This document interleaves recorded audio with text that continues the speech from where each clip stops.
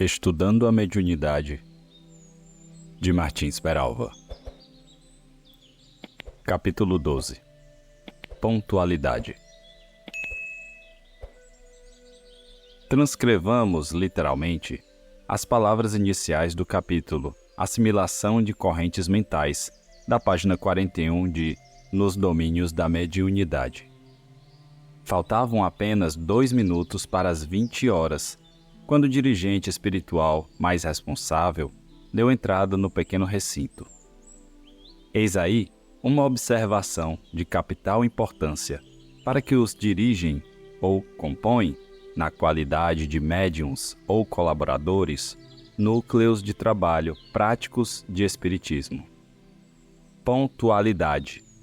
Hora certa para o início das tarefas, sem esquecimento da preparação que nos compete, enquanto aguardamos o momento dos santos labores do mediunismo com Jesus.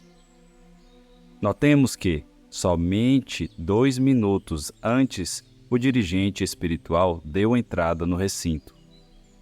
Imaginemos agora que aquele elevado instrutor se desfrontasse, como às vezes acontece, com um agrupamento heterogêneo de encarnados barulhentos e irresponsáveis, cada um a comentar a seu modo e a ressaltar, muita vez maliciosamente, os acontecimentos do dia, de nenhum interesse para os trabalhos da noite.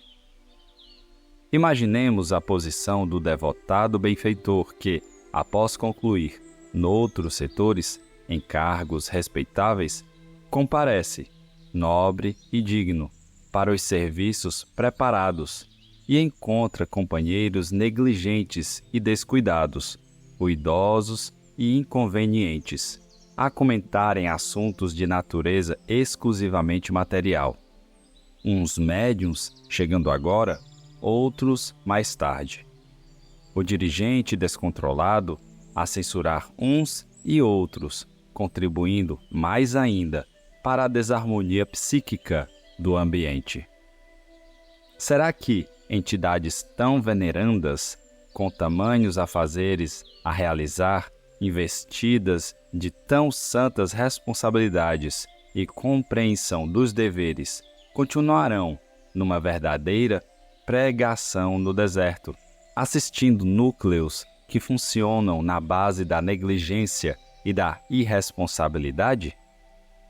Temos nossas dúvidas a este respeito. É-nos impossível crer que os espíritos realmente superiores compartilhem da indisciplina que é própria a nós outros, cooperadores encarnados, de modo geral. Há grupos que têm o início dos seus trabalhos marcado para as 20 horas, porém, por este ou aquele motivo, tais serviços vão começar lá para as 20 e 30 horas e, às vezes, até mais tarde. Será que os bons espíritos, cujos instantes na espiritualidade são contados e aplicados na execução de programas enobrecedores, não somente a benefício dos outros, mas de si mesmos, uma vez que estão sujeitos, igualmente, a programas de aprendizado, recebendo instruções de setores especializados, será que espíritos desse quilate suportarão indefinidamente a ausência de responsabilidade que ainda se verifica em muitos núcleos, onde a compreensão mais elevada do serviço de intercâmbio construtivo entre os dois planos ainda não se fez de todo? Que eles suportem algum tempo, acreditamos, mas, indefinidamente, não podemos crer. O fato de o irmão Clementino ter chegado às 20 horas, menos 2 minutos, mostra-nos claramente como o programa da pontualidade é levado a sério no espaço, o que, aliás, é muito lógico e racional, uma vez que entre os encarnados responsáveis existem a gosto e o cultivo da pontualidade. Um núcleo espírita de trabalhos mediúnicos ou doutrinários que inicia os serviços hoje às 20 horas, na próxima semana às 20h30 e assim sucessivamente, sem o mais elementar senso de pontualidade, não pode, evidentemente, esperar a assistência de espíritos superiores, mas, sim, de espíritos dotados de ideias e programas, equivalente aos dos próprios componentes de tais núcleos. Colocamos a palavra programa entre aspas, porque existem programas de todo tipo, inclusive para destruir. Quando penetramos num centro espírita, deixemos do lado de fora a desídia e a irresponsabilidade. Um templo espírita é um santuário de prece e de trabalho. O recinto, onde se realizam serviços mediúnicos, é o altar desse santuário.